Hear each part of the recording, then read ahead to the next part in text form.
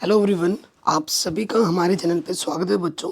आज के इस वीडियो में मैं मोस्ट इम्पॉर्टेंट क्वेश्चन बताने वाला हूँ और ये सारे प्रश्न मोस्ट इम्पॉर्टेंट हैं और आपको क्वेश्चन यहीं से मिलेगा, इसका दावा मैं ठोक के बोलता हूँ। ठीक है, इस वीडियो को प्लीज़ शेयर करें और लाइक करने में कंजूसी ना करें। और इसकी पीडीएफ भी मैं आपको सॉल्व जो करने के बाद इसकी पीडीएफ है वो भी मैं आपको प्रोवाइड करवा दूंगा। तो वीडियो बहुत इंपॉर्टेंट है, वीडियो को शेयर ज़रूर कर देना। चलिए स्टार्ट करते हैं पहले क्वेश्चन पर। कह रहे हैं उस गोलीय दर्पण की फोकस दूरी ज्ञात कीजिए जिसकी वक्रता त्रिज्या 30 सेंटीमीटर है। क्वेश्चन में छोटे बड़े हर टाइप के क्वेश्चन रखें, स्टार्टिंग में छोटे और फिर सारे बड़े बड़े हैं। ठीक है, तो देखो गोलीय दर्पण बोला है तो सबसे पहले हमें दिया क्या है वो हम लिखेंगे। ठीक है, हमें दिया क्या है, देखो फोकस दूरी हमें ज्ञात करनी है और हमें वक्रता त्रिज्या दे रखी है, तो यहाँ लिखेंगे वक्रता त्रिज्या। जैसे कॉपी में लिखना होता है ना, बिल्कुल वैसे लिखाऊंगा। वक्र त्रिज्या को आर से दिखा दे और ये हमें दे रखी है 30 सेंटीमीटर। ठीक है, हमें क्या निकालनी है, फोकस दूरी निकालनी है। फोकस दूरी, फोकस दूरी को हम एफ से दिखा दें, प्रदर्शित कर दें, हमें एफ निकालना है। फिर लिखेंगे हम यहाँ जानते हैं, आप क्या जानते हो कि वक्रता त्रिज्या और फोकस दूरी में एक संबंध होता है। हम जानते हैं कि क्या जानते हो कि जो भैया एफ होता है ना वो आर का आधा होता है। एफ बराबर जो होता है आर बट्टे 2 होता है। ये फोकस दूरी और वक्रता त्रिज्या में संबंध है। ठीक है, आगे हम क्या करते हैं, इसको हल करते हैं। एफ आर का मान हमें प्रश्न में दे रखा है 30 बट्टे में है 2, भाग 2 के 2 कम 2, 1 बचा 10 हो गया, 2 पंजे 10। तो फोकस दूरी कितनी आ गई, 15 सेंटीमीटर। और ये हमें हमारा उत्तर मिल जाएगा, आंसर। ठीक है जी, कहीं पे भी डाउट हो या दिक्कत हो दोबारा ज़रूर देखें। अगला प्रश्न है, एक उत्तल लेंस की फोकस दूरी। देखो उत्तल लेंस की जो फोकस दूरी होती है वो धनात्मक होती है और अवतल लेंस की फोकस दूरी माइनस में होती है। तो मैं यहाँ नोट करके लिखवा दे रहा हूँ।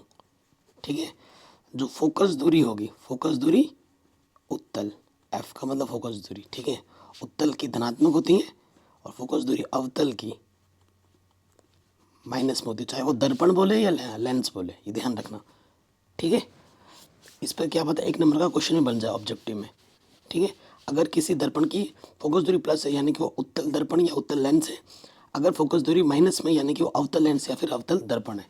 ठीक है, तो हमें इस प्रश्न में क्या दे रखा है, उत्तल लेंस की फोकस दूरी। तो फोकस दूरी हमें जो दे रखी है एफ बराबर वो दे रखा है 40 सेंटीमीटर और उत्तल लेंस की फोकस दूरी धनात्मक होती है। लेंस की शक्ति निकालनी है। ठीक है, शक्ति निकालनी, शक्ति बोले तो पावर, लेंस की शक्ति पी निकालनी है। ठीक है, फिर यहाँ लिखोगे हम जानते हैं, वी नो दैट, थोड़ा अंग्रेजी भी हम झाड़ देते हैं। हम क्या जानते हैं कि भैया जो पी होता है ना, क्योंकि फोकस दूरी सेंटीमीटर में दे रखा है तो पी बराबर 100 बट्टा एफ होता है। ठीक है, ये सूत्र तब लगता है जब आप फोकस दूरी सेंटीमीटर में लेते हो। ठीक है, सो मान रखेंगे 100 और एफ का मान दे रखा है 40। एक ज़ीरो है पीछे, एक ज़ीरो है कटा। अब हम भाग देंगे, 4 से भाग दो 10 में, देखो 4 दूनी 8, घटाएंगे तो 2 बचेगा, छोटा हो गया, 10 में लगाएंगे 0 बढ़ जाएगा, 4 पंजे 20। ठीक है, घटाने पर पूरा शेषफल क्या आ गया 0। तो इसका जो आंसर आएगा वो होगा 2.5 डायोप्टर। ठीक है, तो आपको पता है लेंस की शक्ति का मात्रक क्या होता है, डायोप्टर होता है। मात्रक जरूर लिखना है, अगर मात्रक नहीं लिखोगे तो नंबर नहीं मिलेंगे। अगले प्रश्न में आ जाओ। जैसे ये क्वेश्चन है, ये क्वेश्चन छोटे छोटे नंबर में 1 नंबर या फिर 2 नंबर पूछे जाते हैं। कह रहे हैं 2.5 डायोप्टर क्षमता वाले लेंस की फोकस दूरी क्या होगी। अब इसमें देखो क्या दिया है, लेंस की क्षमता दे रखी है, दिया है लेंस की क्षमता, लेंस की क्षमता पी हमें दे रखा है, क्या दे रखा है 2.5 डायोप्टर। हमें क्या निकालना है, लेंस की फोकस दूरी ज्ञात करनी है। लेंस की फोकस दूरी एफ, ये हमें ज्ञात करना है। हम जानते हैं फोकस दूरी क्या होता है, फोकस दूरी होता है क्योंकि ये डायोप्टर में है तो 1 के बट्टे में, ठीक है 1 के बट्टे में पी होता है और ये लेते हैं जब मीटर में हो। ठीक है, सो देखो भाई हमें प्रश्न में पी क्या दे रखा, 2.5 हमने रख दिया। अब आप खुद देखो भाई, यहाँ पर दशमलव है, यहाँ से दशमलव हटेगा, कितने स्थान है, एक स्थान है, ऊपर एक ज़ीरो बढ़ जाएगा। ठीक है, एक ज़ीरो बढ़ गया। अब काटो, 5 दूनी 10, 5 बजे 25, 5 से भाग दो 2 में, छोटा है दशमलव लगाएंगे ज़ीरो बढ़ जाएगा, 5 चौके 20। ठीक है, 5 चौके 20, तो ये आ गया 0.4 मीटर, 0.4 मीटर। अब हो सकता है ये क्वेश्चन ऑब्जेक्टिव में भी आ जाए। अगर ऑब्जेक्टिव में मीटर में ना हो, सेंटीमीटर में, तो क्या करेंगे आपको पता है, 1 मीटर में कितना होता है, 100 सेंटीमीटर होता है। तो अगर मीटर को बदलना है सेंटीमीटर में तो हम गुणा करेंगे, किससे, 100 से। 4 एक कम 4, 400 हो जाएगा दशमलव एक स्थान के बाद, तो ये आ जाएगा 40 सेंटीमीटर। ठीक, कोई दिक्कत या कोई परेशानी? अगर हो तो प्रश्न को एक बार दोबारा ज़रूर देखें। तो ये भी हो गया, कोई दिक्कत तो नहीं है। चलिए इसी टाइप का एक प्रश्न और लेते हैं। देखिए अभी ये स्टार्टिंग है क्वेश्चन का, अभी अच्छे अच्छे प्रश्न और आएंगे, और ये सारे प्रश्न इम्पॉर्टेंट है और बोर्ड एग्जाम में हर एक प्रश्न को पूछा गया है, एक भी फालतू क्वेश्चन नहीं लिखा है हमने यहाँ पर। इस प्रश्न में क्या बोल रहे हैं, +2.5 डायमीटर और -1.5। अब देखो प्लस का चिन्ह हमें क्या बताता है कि उत्तल लेंस है, माइनस का चिन्ह हमें क्या बताता है कि अवतल लेंस है। दो लेंस परस्पर संपर्क में रखे गए हैं, इस संयोजन की क्षमता बताइए। ठीक है, सो देखो हमें दिया क्या है, दो लेंस की क्षमता दे रखी है ना, लेंस की क्षमता P1 हमें दे रखा है, यहाँ लिखेंगे पूरा पूरा हमें लिख रहा हूँ, लेंस की क्षमता, क्षमताएं, पहला है P1 ये दे रखा है प्लस के 2.5 डायमीटर, और दूसरा दे रखा है P2 माइनस के 1.5 डायमीटर। ठीक है, इसलिए संयोजन जोड़ने पर संयोजन की क्षमता क्या हो जाएगी, क्या होगा, टोटल क्षमता P बराबर, संयोजन की क्षमता P बराबर हो जाएगा P1 प्लस P2। तो P1 का मान है 2.5 और P2 का मान है माइनस के 1.5। प्लस इंटू माइनस माइनस होता है, 2.5 में से 1.5 घटाओगे 1 बचेगा, तो P का मान आ गया 1 डायप्टर। ठीक है, 1 डायप्टर आ गया। हमसे क्या बोल रहे हैं, इस संयोजन की क्षमता क्या होगी। अच्छा, सिर्फ क्षमता पूछा था, वो हमने निकाल दिया आराम से। ठीक है, अब आते हैं अगले प्रश्न में। ठीक है, प्लीज़ लाइक शेयर करने में कंजूसी मत करना, प्लीज़ प्लीज़। ठीक है, अगले प्रश्न में आ जाओ। हमें क्या हो रहा है, प्रकाश वायु से 1.5 अपवर्तनांक की कांच की प्लेट में प्रवेश करता है। तो अपवर्तनांक हमें दे रखा है, कांच में प्रकाश की चाल कितनी है जब निर्वात में प्रकाश की चाल इतनी है। देखो यहाँ थोड़ा मिस्टेक लिखा है, 10 की पावर में 8 है। तो वो दिया क्या क्या हमें प्रश्न में, हमें दे रखा है अब प्रकाश में वायु से अपवर्तनांक, हमें पहले तो क्या दे रखा है, अपवर्तनांक, अपवर्तनांक दे रखा है। अपवर्तनांक को एन से प्रदर्शित करते हैं, ईटा बोलते हैं इसको। ये है हमारे पास 1.5, ये 0 लिखो ना लिखो कोई फ़र्क नहीं पड़ता, फिर भी मैंने लिख दी। चलो, कांच में प्रवेश की चाल कितनी होगी जबकि निर्वात में प्रकाश की चाल दे रखा है। हमें क्या दे रखा है, निर्वात में प्रकाश की चाल, मतलब खुले में प्रकाश की चाल कितनी होगी। प्रकाश की चाल को निर्वात में c से दर्शाया जाता है, और ये है 3 × 10⁸ मीटर प्रति सेकंड। ठीक है, हमें क्या निकालना है, हमें निकालना है कांच में प्रकाश की चाल। कांच एक माध्यम है। ठीक है, कांच में प्रकाश की चाल हमें ज्ञात करनी है। माध्यम की चाल है तो v, ये हमें ज्ञात करना है। अब एक संबंध होता है, संबंध क्या होता है, संबंध n बराबर होता है, n बराबर होता है c/v। ठीक है, n बराबर क्या होता है, c/v। तो ये संबंध होता है। तो हमें क्या निकालना है, v निकालना है। तो v इधर आ जाएगा और ये बट्टा इधर आ जाएगा। ठीक है, कोई दिक्कत नहीं है। अब हम मान रख देंगे, c का मान है 3 × 10⁸ और n का मान है 1.5। 0 लिखो ना लिखो फ़र्क नहीं पड़ता, क्योंकि दशमलव के बाद कितने भी 0 लगा उसका कोई मतलब नहीं है। 1.5 कम 1.5, 1.5 दूनी 3, तो v का मान हो गया 2 × 10⁸ मीटर प्रति सेकंड। ठीक है जी, ये हमें हमारा उत्तर, ये हमें हमारा चाल मिल जाएगा।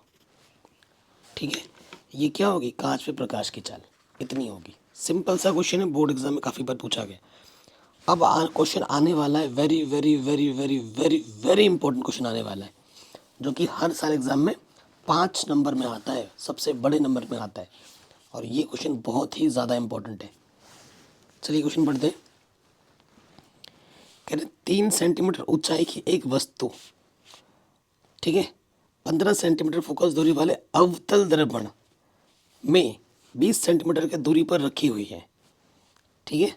दर्पण से कितनी दूरी पर एक पर्दे को रखा जाए जिससे कि वस्तु का स्पष्ट प्रतिबिंब पर्दे पर प्राप्त हो सके, प्रतिबिंब की प्रकृति, आकार भी बताइए। ऐसा है क्वेश्चन, चाहे वो अवतल दर्पण का हो या उत्तल दर्पण का हो या उत्तल लेंस का हो या फिर अवतल लेंस का हो, 5 नंबर में ज़रूर आएगा।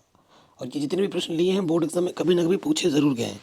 तो सबसे पहले देखो हमें दिया क्या है, क्या दिया है और क्या निकालना है, ये सबसे बड़ी चीज़ होती है क्वेश्चन में।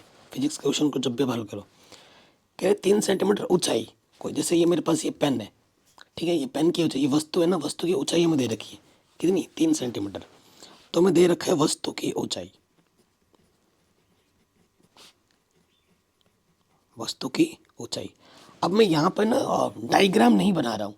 कई बच्चों को मैं जब डायग्राम वगैरह बनाने लगता हूँ तो बच्चे और भी घबरा जाते हैं चित्र क्वेश्चन को करने के लिए, कि सर डायग्राम भी कैसे याद रखूँ, एक तो क्वेश्चन न्यूमेरिकल से डर लगता है, अब आप डायग्राम भी बता दे रहे हो तो और डर लग रहा है। इसलिए मैं डायग्राम नहीं बनाता हूँ, ताकि सिर्फ क्वेश्चन को सॉल्व करो। एग्जाम में आप डायग्राम बनाओ ना बनाओ उससे कोई मतलब नहीं होता है, ठीक है। उसके नंबर नहीं मिलेंगे आपको, नंबर मिलेंगे क्वेश्चन को सॉल्व करने के। तो वस्तु की ऊंचाई h बराबर हमें दे रखी है 3 सेंटीमीटर। एक वस्तु की फोकस दूरी हमें दे रखी है, अगला अगला हमें क्या दे रखा है, फोकस दूरी। फोकस दूरी f बराबर क्या है, अवतल दर्पण की फोकस दूरी क्या होती है, माइनस में होती है। अवतल दर्पण की फोकस दूरी क्या होती है, माइनस में होती है। हालांकि दिया प्लस में लेकिन लिखेंगे माइनस में। 15 सेंटीमीटर फोकस दूरी वाले अवतल दर्पण से 20 सेंटीमीटर की दूरी पर रखी हुई है। देखो कोई भी जो ऑब्जेक्ट रखा जाता है, जैसे ये हमारा अवतल दर्पण है, ऑब्जेक्ट हमेशा इस तरफ रखा जाएगा और इस तरफ u का मान हमेशा नेगेटिव में होता है। u का मान हमेशा नेगेटिव में होता है, अपने पेज में डाल लीजिए। दूरी वाले अवतल दर्पण में 20 सेंटीमीटर की दूरी पर रखा है, यानी कि हमें क्या दे रखा है, हमें दे रखा है वस्तु की दर्पण से दूरी, वस्तु की दर्पण से दूरी u बराबर, ये हमें दे रखा है 20 सेंटीमीटर और हमेशा u का मान नेगेटिव में ही लिया जाएगा, ये ध्यान रखिएगा। तो हमें क्या नहीं पता, प्रतिबिंब की दूरी, कि भैया प्रतिबिंब की दूरी कितनी होगी, ये हमें नहीं पता। प्रतिबिंब की दूरी का मतलब क्या होता है दोस्त, v, v हमें नहीं पता है, ठीक है। प्रतिबिंब की दूरी v नहीं पता है, प्रतिबिंब का आकार भी हमें नहीं पता है, ये सब हमें प्रश्न में निकालने के लिए बोला है। चलिए प्रतिबिंब का आकार, ठीक है, प्रतिबिंब का आकार क्या होता है, एच डैश, ये भी नहीं पता। देखो ये जो वस्तु हमने रखी है ना, इसका क्या प्रतिबिंब बनेगा, इसका प्रतिबिंब का आकार क्या होगा और ये कितनी दूरी पर बनेगा दर्पण से, ये दो चीज़ें हमें नहीं पता, ये हमें निकालनी है। अब देखिए सबसे पहले हमारे पास क्या है, ये दर्पण का क्वेश्चन है, तो यहाँ लिखेंगे दर्पण सूत्र से, ठीक है। सबसे पहले हमने क्या लिखा, दर्पण सूत्र से। सो दर्पण सूत्र से, दर्पण सूत्र क्या होता है, 1/f बराबर 1/v प्लस 1/u। अगर यही क्वेश्चन लेंस में आ जाता तो इस प्लस की जगह क्या लग जाता है, बस माइनस लग जाता है, ठीक। अब देखिए सूत्र में हम मान रखेंगे, f का मान हमारे पास है -15, v का मान हमें नहीं पता ये v है, ठीक है, u की तरह लग रहा है, और u का मान हमारे पास प्रश्न में दे रखा है -20, ठीक। सो देखो मैं डिटेल में सॉल्व करा रहा हूँ, कोई शॉर्टकट नहीं, प्लस माइनस भी माइनस हो जाता है। अब आप देखो ये माइनस वाला इधर के क्या हो जाएगा, प्लस का हो जाएगा, और यहाँ से तो 1/15 पहले से ही उपस्थित है,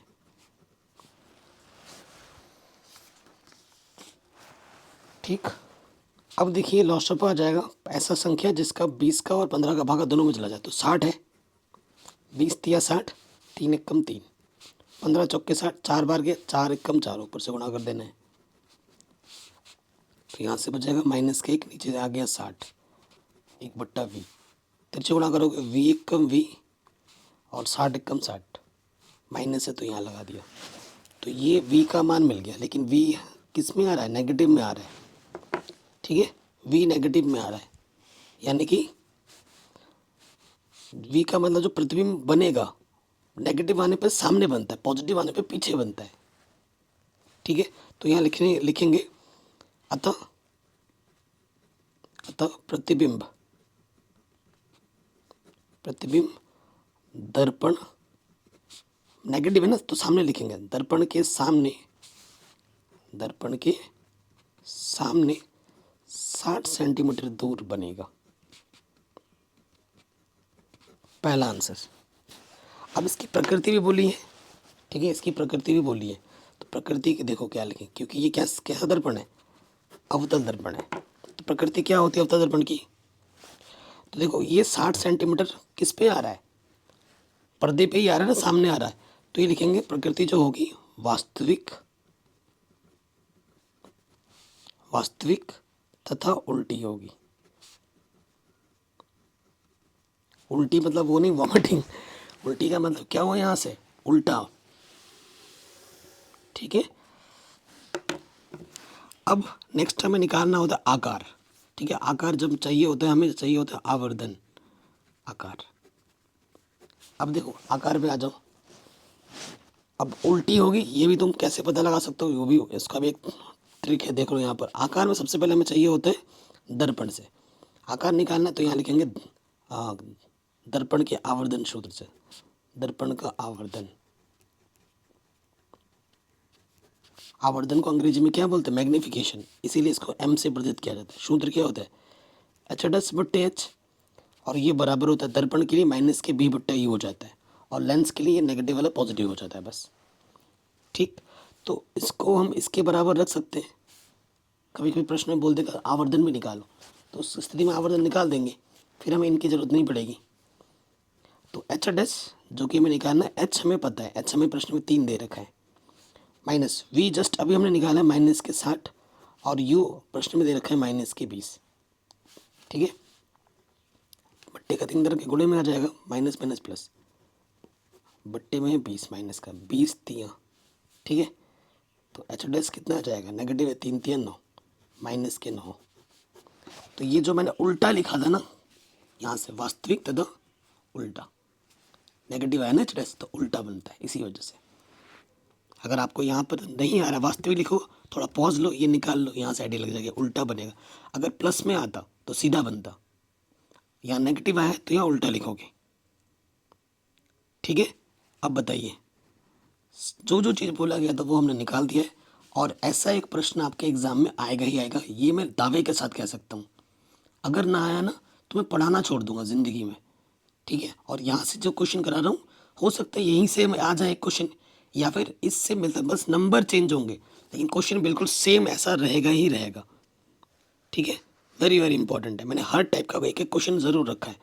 आगे बढ़ते हैं नेक्स्ट क्वेश्चन में, ठीक है। आपको इसके PDF चाहिए ना, तो वो भी मैं प्रोवाइड करा दूंगा, ठीक है, बस वीडियो को देखते रहिए।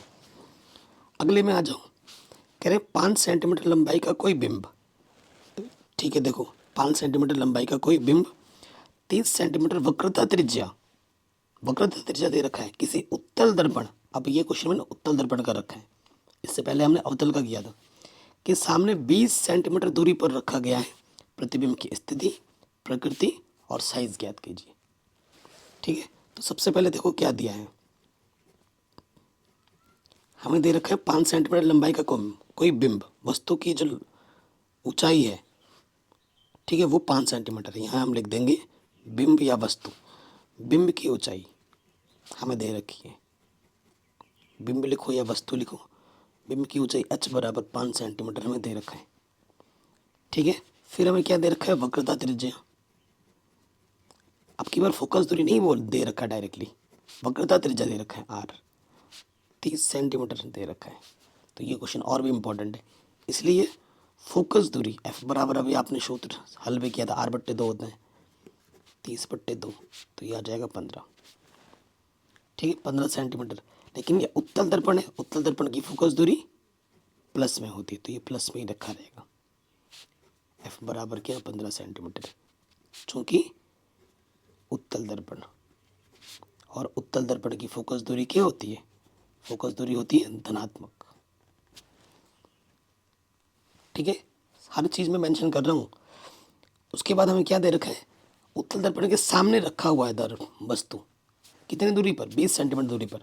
तो हमें दे रखा है बिंब की दूरी, कि वस्तु कितनी दूरी पर रखा हुआ है, बिंब की दूरी। बिंब की दूरी रखी हुई है, बिंब की दूरी को यू से प्रदर्शित करते हैं, यू हमें दे रखा है 20 सेंटीमीटर। तो यू का मान हमेशा हम नेगेटिव में लिखा जाता है, ठीक है।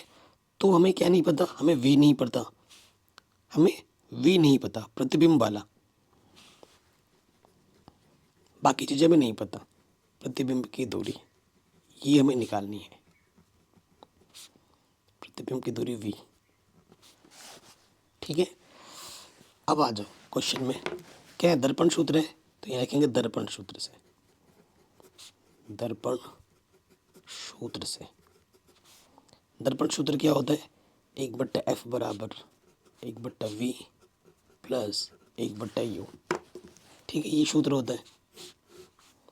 अब इस सूत्र में मान रखो 1/f, ठीक है, f का मान हमारे पास है 15 प्लस 1/v, v का मान हमें नहीं पता, u का मान हमारे पास है -20। तो ये क्वेश्चन भी लगभग देखो कैसे हो जाएगा, प्लस माइनस माइनस, ठीक है जी, ये हो गया। कोई दिक्कत, कोई परेशानी नहीं होगी। देखो ये नेगेटिव वाला इधर के क्या हो जाएगा पॉजिटिव, और ये पॉजिटिव का पहले से ही 1/15, यहाँ बचा 1/v। ओके, अब देखो लॉसअप वाले की हल करना है। 20 और 15 का लॉसअप आ जाएगा 60। ऐसी छोटी संख्या जिसका दोनों में भागा चला जाए, 20 3 60, 3 बार गया, 3 एकम 3, 15 चौके 60, 4 एकम 4, 1/v। तो ये आ जाएगा 4 और 3 7/60। v का मान निकालना है, पलट दो, v एकम v, और ये हो जाएगा 60/7, ठीक है। आप यहाँ पे भी छोड़ सकते हो, v का मान पॉजिटिव में आ रहा है, यानी कि दर्पण के पीछे बनेगा प्रतिबिंब, और माइनस में आता तो सामने बनता, ठीक है। जब इसको भाग दोगे, भाग देना आता ही होगा, 8.58 आ जाएगा, 0.2 स्थान तक ले लेंगे, ठीक है, या फिर यहीं पे भी छोड़ सकते हो। अब यहाँ लिखोगे, यहाँ लिखोगे अर्थात, देखो ये v का मान क्या है, पॉजिटिव में है, तो जब v का मान पॉजिटिव में आता है तो लिखेंगे अर्थात प्रतिबिंब, अर्थात प्रतिबिंब दर्पण के पीछे 8.58 दूरी पर बनेगा, ठीक है, 58 दूरी पर बनेगा, ठीक है। यहाँ पर कोई दिक्कत या कोई परेशानी नहीं होगी। अब देखो प्रकृति बतानी है आपको, प्रकृति में थोड़ा सा रुक जाओ, अभी बताते हैं, है ना, प्रकृति में थोड़ा सा रुको फिर सब कुछ बताते हैं। अब देखो हमें फिर से आवर्तन निकालना होगा, क्योंकि h पता है, h' निकालना है ना हमें, प्रतिबिंब की ऊंचाई क्या है वो पता करनी है। चूंकि आवर्धन m बराबर होता है h'/h माइनस v/u, ये होता है कि नहीं होता है, बिल्कुल होता है। सो देखो भाई, इन दोनों को हम बराबर ले लेंगे, h'/h माइनस के v/u, ठीक है जी। सो देखो भाई, h' हमें निकालना है, ये बट्टे क्या चित्रा के क्या हो जाएगा गुणे में /u।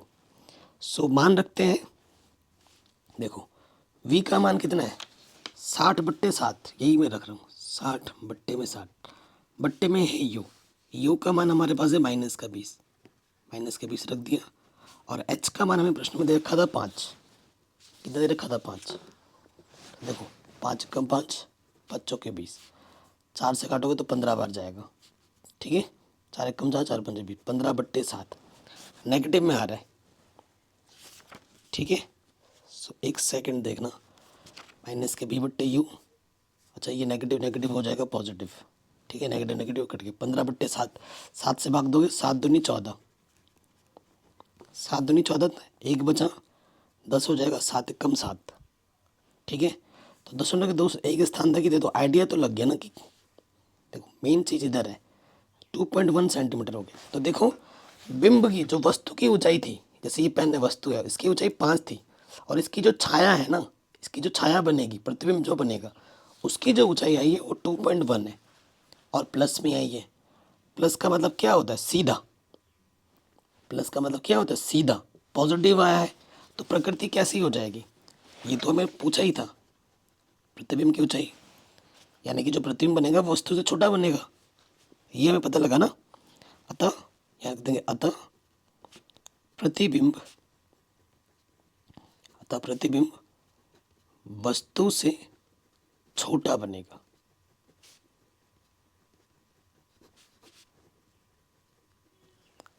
क्योंकि जो एच डैश है वो छोटा है एच से, इस वजह से ये भी लिख सकते हो।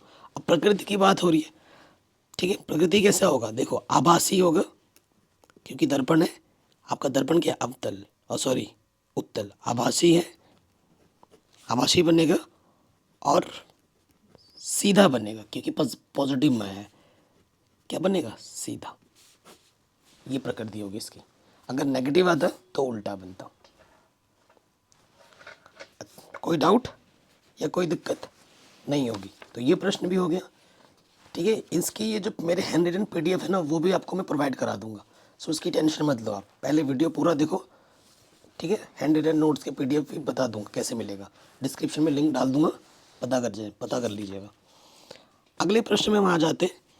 कह रहे 5 सेंटीमीटर लंबी वस्तु 20 सेंटीमीटर फोकस दूरी वाले उत्तल लेंस। अब मैंने एक क्वेश्चन उत्तल लेंस का रखा है, इसके बाद एक क्वेश्चन अवतल लेंस का भी रखा है। दर्पण के दोनों टाइप के क्वेश्चन मैंने बता दिए। हर एक टाइप के क्वेश्चन रख रहा हूँ क्योंकि 5 नंबर में एक आएगा ही आएगा। वादा करता हूँ आपसे, ज़रूर आएगा। नहीं आएगा ना तो मुझे आप 100 गाली दे देना, मेरे घर पे आके मुझे 2 जूते मार लेना।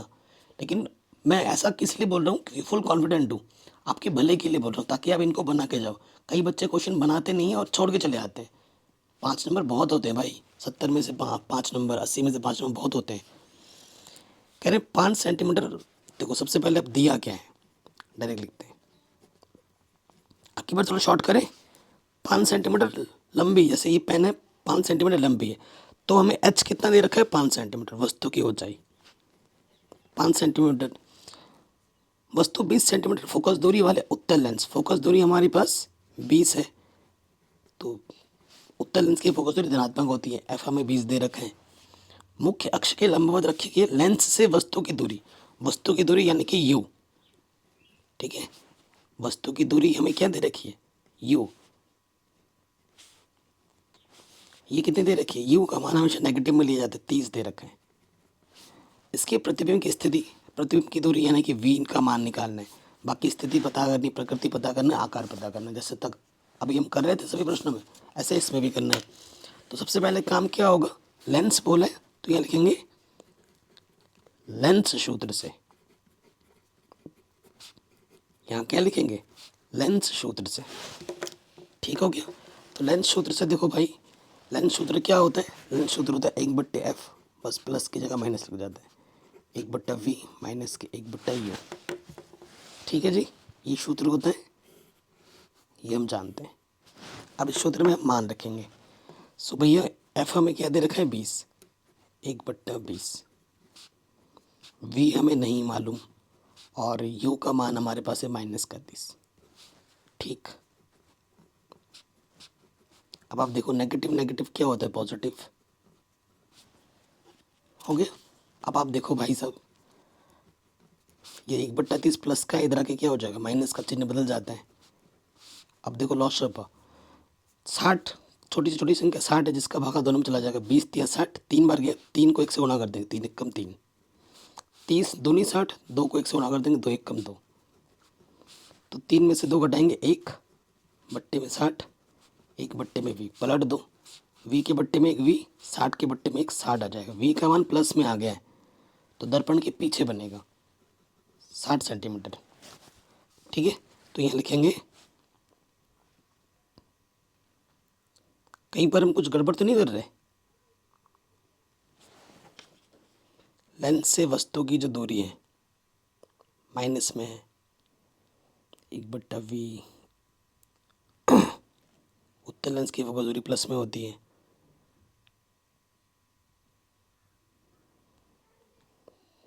ठीक है जी, एक बार चेक कर लेते हैं कि कैलकुलेशन अगर कहीं पे भी गड़बड़ हो गई ना पूरा सवाल गलत हो जाएगा। प्लस का है, ये प्लस का है, ये तो प्लस का तरह माइनस का हो जाएगा। ठीक है, v का मान 60 आएगा। ओके, तो यहाँ लिखेंगे अर्थात प्रतिबिंब दर्पण दर्पण नहीं है ये ना हमारा, ये हमारा लेंस है। अर्थात प्रतिबिंब लेंस की पीछे 60 सेंटीमीटर दूर बनेगा। ठीक है, पहला आंसर हो गया। अब प्रकृति बतानी है, प्रकृति के लिए मैं थोड़ा जगह छोड़ देता हूँ, प्रकृति थोड़ा अभी रुक के करेंगे। ठीक है, उसके बाद उससे पहले हम क्या करते हैं, उससे पहले हम आवर्धन निकालते हैं, तभी हमें सब कुछ पता चलता है। तो देखो आवर्धन, चूंकि आवर्धन मतलब मैग्नीफिकेशन का सूत्र जो होता है m, h' बट्टे h होता है। और चूंकि लेंस है,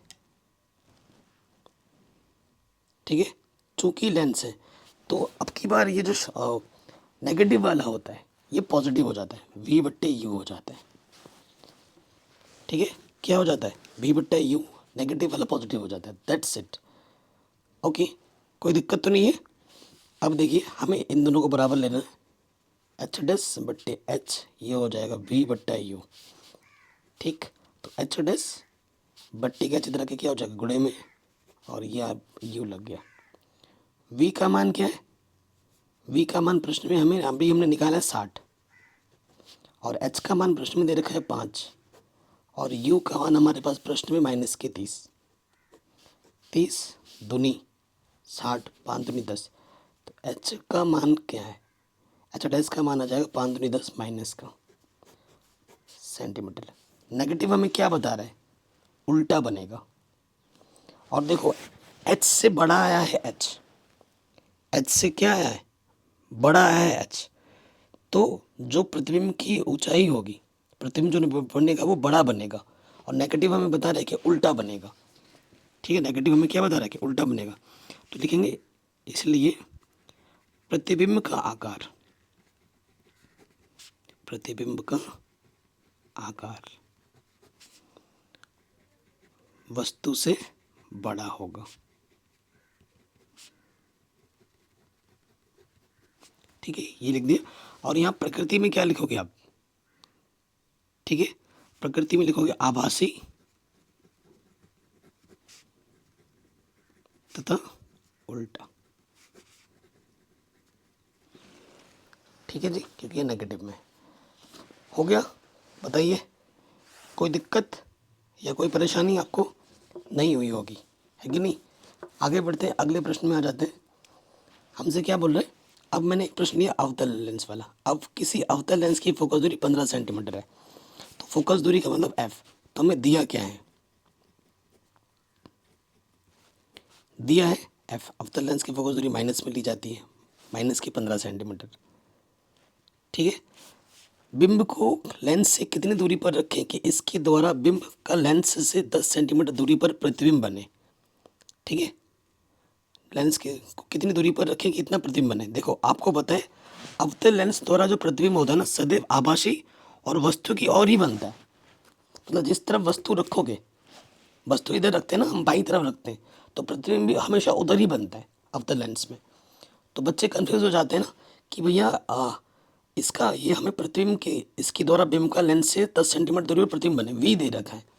अच्छा ये तो हमें पता चल गया कि ये वी दे रखा है, प्रतिबिंब का मतलब वी हुआ, 10 सेंटीमीटर हुआ। लेकिन अब ये पॉजिटिव में लेना है या नेगेटिव में लेना है, ये बच्चे कंफ्यूज हो जाते हैं।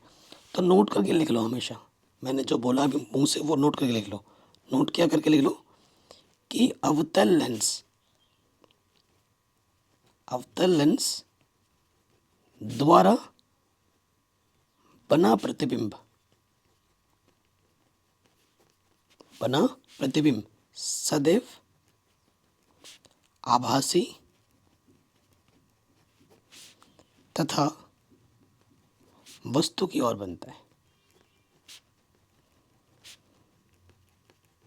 वस्तु की ओर बनता है। ठीक है, ये आप अपने कॉपी में नोट करके लिख लो। तो वस्तु की ओर बनता है, वस्तु तो भाई वस्तु यू, वस्तु की दूरी यू नेगेटिव में लेते हैं तो v का मान भी क्या आएगा, नेगेटिव में आ जाएगा। इस चीज़ से ये आइडिया लग गया, ठीक है। ये कन्फ्यूज़न हमारी दूर हो गई। तो हमें बोला प्रकृति, हमें क्या नहीं पता, यू नहीं पता है, तो ये निकालना है। तो फिर सूत्र लग जाएगा लेंस से, तो यहाँ लिखेंगे लेंस सूत्र से 1/f बराबर होता है 1/v माइनस 1/u। ठीक, ये सूत्र होता है। अब मान रखेंगे हम। सो देखो भाई, एफ का मान क्या है हमारे पास, -15, वी का मान है -1/10 और यू का मान पता नहीं। सो देखो भाई, ये नेगेटिव वाला इधर के क्या हो जाएगा, पॉजिटिव है 1/10, और ये पहले से ही नेगेटिव है यहाँ पर, और यहाँ पर है -1/u। सो देखो लॉसअप आ जाएगा 30, ठीक है। छोटी संख्या जिससे दोनों का भागा चला जाए, 10 या 30, 3 बार गया, 3 एकम 3, ठीक। फिर 15, 15 दूनी 30, फिर 2 एकम 2, -1/u। तो देखो 3 में से 2 घटाएंगे, 1 आ जाएगा 1/30 -1/u। तो तिरछे गुणा करोगे, u एकम u, 30 एकम 30। देखो u का मान 30 आया नेगेटिव में, और u का मान हमेशा नेगेटिव में ही आएगा, हमेशा, ठीक है। तो यहाँ हम क्या लिख देंगे आगे, तो यानी कि यहाँ लिख देंगे, अर्थात बिंब को, वस्तु को, बिंब को लेंस से 30 सेंटीमीटर की दूरी पर रखा जाएगा, 30 सेंटीमीटर की दूरी पर रखा जाएगा।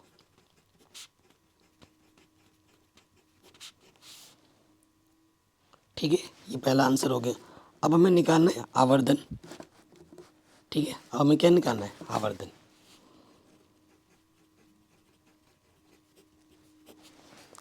देखो प्रकृति मैंने स्टार्टिंग में ही लिखा दिया, आप बोलोगे सर प्रकृति नहीं लिखा रहे हो आप, तो ये जो नोट मैंने लिखा ना, आभासी तथा वस्तु की ओर बनता है, तो ये तो प्रकृति यहीं पर नोट में ही आ गई है। ओके, आवर्धन का जो सूत्र होता है वो क्या होता है भाई, वो होता है m बराबर h'/h, ठीक है, ये होता है। अब माइनस के v/u लेने की ज़रूरत नहीं पड़ेगी। देखो कैसे,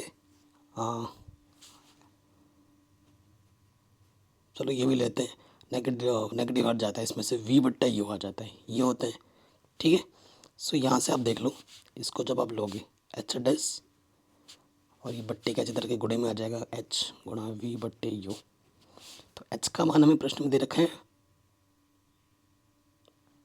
ठीक है, नहीं दे रखा है h का मान। और v का मान कितना है, v का मान प्रश्न में दे रखा है कितना, -10, और u का मान अभी हमने निकाला -30, माइनस से माइनस कटा, 10 0 0 कटा, तो h' जो आएगा h/3 आएगा। यानी कि जो प्रतिबिंब की ऊंचाई होगी वो वस्तु की ऊंचाई की तिगुनी होगी, ठीक है। आभासी और यह प्लस में आ रखा है तो सीधा बनेगा। प्रकृति में अगर लिखनी चाहो दोबारा से तो लिखोगे आभासी तथा सीधा, क्योंकि ये पॉजिटिव में आ रहा है h'। अगर नेगेटिव आता तो उल्टा लिखते, ठीक है। तो यहाँ लिख देंगे अतः प्रतिबिंब का आकार, प्रतिबिंब का आकार बिंब के आकार का, बिंब के आकार का 1/3 होगा। बट्टे में 3 है ना, 1/3 होगा।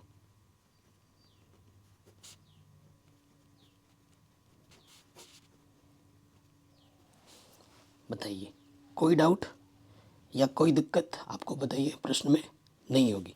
तो ये प्रश्न भी हमारा आराम से बन गया। तो चैप्टर नंबर जो हमारा 9 है, नई एनसीईआरटी बुक के आधार पर या पुरानी एनसीईआरटी बुक के आधार पर 10वां चैप्टर है, उसके जितने भी क्वेश्चन एग्जाम में आ सकते हैं या आते हैं वो मैंने बता दिए, ठीक है। अब आते हैं अगले चैप्टर, जो दूर दृष्टि दोष निकट दृष्टि दोष वाला चैप्टर है ना, उस पर आधारित कुछ न्यूमेरिकल ले लेते हैं, 2 ही न्यूमेरिकल लिए, ठीक है। कह रहे हैं एक दूर दृष्टि दोष वाले मनुष्य का निकट बिंदु 1 मीटर है, ठीक है। कितना दे रखा है, 1 मीटर है।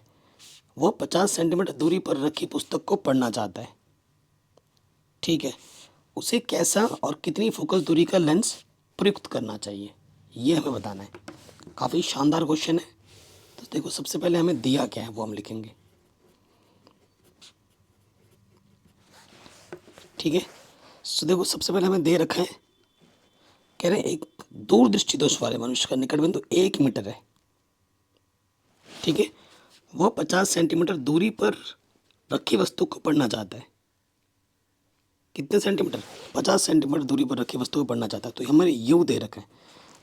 देखो पुस्तक हमारी वस्तु हो गई, वस्तु की दूरी आँख के सामने है, तो यू का मान हमेशा नेगेटिव में होता है। तो ये हमारा यू है, यू हमारा कितना है? 50 सेंटीमीटर है, तो यू का मान हमेशा माइनस में लिया जाता है। ठीक है, और ये बोला एक दूरदृष्टि दोष वाले मनुष्य का निकट बिंदु 1 मीटर है। ठीक है, निकट बिंदु यानी कि पृथ्वी में जहाँ बनता है, वी जो हमें दे रखा है वो 1 मीटर दे रखा है। ठीक है, वी क्या दे रखा है? 1 मीटर दे रखा है। अब ये भी सामने ही बन रहा है। ठीक है, तो ये वी का मान भी क्या होगा? 1 होगा माइनस में। लेकिन ये सेंटीमीटर है, इसको भी सेंटीमीटर बदल लो। सेंटीमीटर मीटर को सेंटीमीटर में बदलने के लिए 100 से गुणा करते हैं, तो वी का मान आ जाएगा -100 सेंटीमीटर। तो हमें क्या नहीं मालूम, उसे कितनी फोकस दूरी का लेंस प्रयुक्त करना चाहिए, हमें फोकस दूरी निकालनी है। ठीक है, हमें क्या निकालनी है? फोकस दूरी निकालनी है। चलिए लेंस सूत्र लग जाएगा। लेंस सूत्र से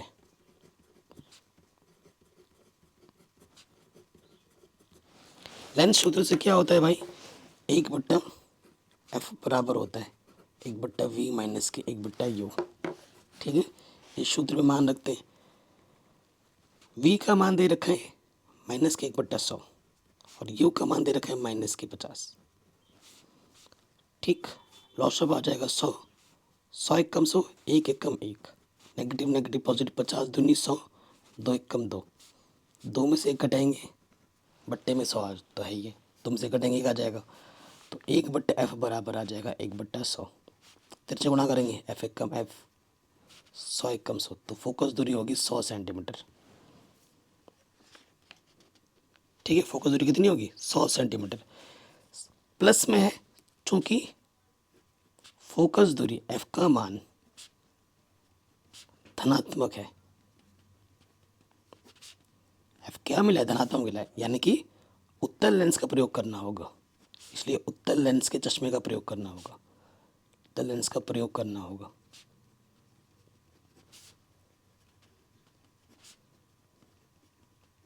अब इस प्रश्न में ये बोल भी सकता है कि जो चश्मा पहनेगा उसकी क्षमता कितनी होगी, ये भी पूछ सकता है, चश्मे की क्षमता क्या होगी। तो लेंस की क्षमता का सूत्र क्या होता है? 100/f। सूत्र अगर सेंटीमीटर में लेते हो तो ये मैं एक्स्ट्रा करवा दे रहा हूँ, क्या पता एग्जाम में आ जाए। ठीक है, तो 100, f का मान क्या है? f का मान हमें दे रखा है, हमें मिला है, दिया नहीं भाई, मेहनत की हमने, 1 मिला है। तो जो हम चश्मा पहनेंगे ना, उसकी जो क्षमता होगी वो होगी 1 डायोप्टर की, और वो चश्मा जो हम पहनेंगे वो होगा उत्तल लेंस का, जिसकी क्षमता भी मैंने निकाल दी, 1 डायोप्टर का होगा। ठीक है, कोई भी डाउट हो प्रश्न को एक बार दोबारा देखें, आगे बढ़ते हैं। अभी बहुत से क्वेश्चन है बच्चों, इन क्वेश्चनों को ही अगर आप बना लेते हो ना, तो बोर्ड एग्ज़ाम में सारे प्रश्न यहीं से बन जाएंगे, कोई दिक्कत ही नहीं होगी। कह रहे हैं एक मनुष्य चश्मा पहनकर 25 सेंटीमीटर की दूरी पर रखी वस्तु को स्पष्ट पढ़ सकता है। ठीक है, लेंस की क्षमता -2 डायोप्टर है। यह मनुष्य बिना चश्मा लगाए हुए पुस्तक को कितनी दूरी पर रखकर पढ़ेगा, यह हमें बताना है। देखो सबसे पहले दिया क्या है। ठीक है, ऐसे प्रश्न आपको पढ़ के ही लग रहा होगा कि भाई कितना इंपॉर्टेंट है ना। तो लेंस की क्षमता दे रखी है हमें, लेंस की क्षमता को हम किससे दर्शाते हैं? पी से। पी हमें दे रखा है -2 डायोप्टर। ठीक है, हमें क्या दे रखी है?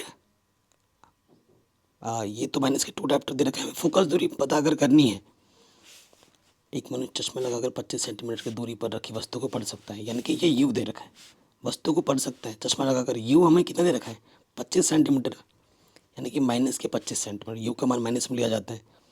हमें वी नहीं पता और हमें एफ भी नहीं पता है, लेकिन हमें पी दे रखा है ना, पी दे रखा है। तो फोकस दूरी हम निकाल सकते हैं 100/p सूत्र लगाकर, अगर सेंटीमीटर में। तो p का मान क्या है? 2 है, माइनस के 2 पंजे 10, 0। तो अब फोकस दूरी क्या हो जाएगी, माइनस के 50 सेंटीमीटर। ठीक है, फोकस दूरी क्या हो जाएगी, माइनस के 50 सेंटीमीटर। ओके, तो लेंस सूत्र लगेगा। ठीक है, लेंस की क्षमता भी बोल रखा है तो लेंस सूत्र लगाएंगे, दर्पण मत लगा देना, लेंस सूत्र से। तो लेंस सूत्र क्या होता है, लेंस सूत्र होते हैं 1/f बराबर 1/v माइनस 1/u, ये होता है। ठीक है जी, अब आप देखो इसमें मान रखेंगे, f का मान हमारे पास कितना है, माइनस के 50। ठीक, v का मान हमें निकालना है और u का मान हमारे पास है माइनस के 25। ठीक है जी, तो नेगेटिव नेगेटिव क्या होता है, पॉजिटिव, ये माइनस का 50 है। ओके, कोई दिक्कत नहीं, कोई परेशानी नहीं। कहीं से भी थोड़ा सा भी डाउट या दिक्कत लगे बच्चों, प्रश्न को दोबारा वहाँ से देखना है। अब देखो ये प्लस का इधर क्या हो जाएगा, माइनस का होगा, वो हम लिखेंगे यहाँ पर। इधर 1/50 है, ये इधर आके प्लस का माइनस का हो गया। लॉस ऑफ आ जाएगा 50, 50 एक कम 50 एक बार गया, एक कम 1, 25 दूनी 50 दो बार गया, 2 एक कम 2, ऊपर आ गया माइनस का 2 माइनस का 1 माइनस का 3। तो वी पलट दो, तो वी और ये हो जाएगा 50/3। वी का मान क्या आएगा, 50/3। अगर 3 से भाग दोगे, ठीक है, 3 एक कम 3, 2 बचा 20 हो गया, 3 छंग 18 दशमलव, फिर 2 बचा था ना, 3 छंग 18, ऐसे चलता रहेगा। तो वी का मान आ जाएगा माइनस के 16.66 सेंटीमीटर। वी का मान नेगेटिव में है, ठीक है, यानी कि सामने बनेगा। तो लिखेंगे अतः बिना चश्मे के, बिना चश्मे के पुस्तक 16.66 सेंटीमीटर दूर रख कर पढ़ सकता है।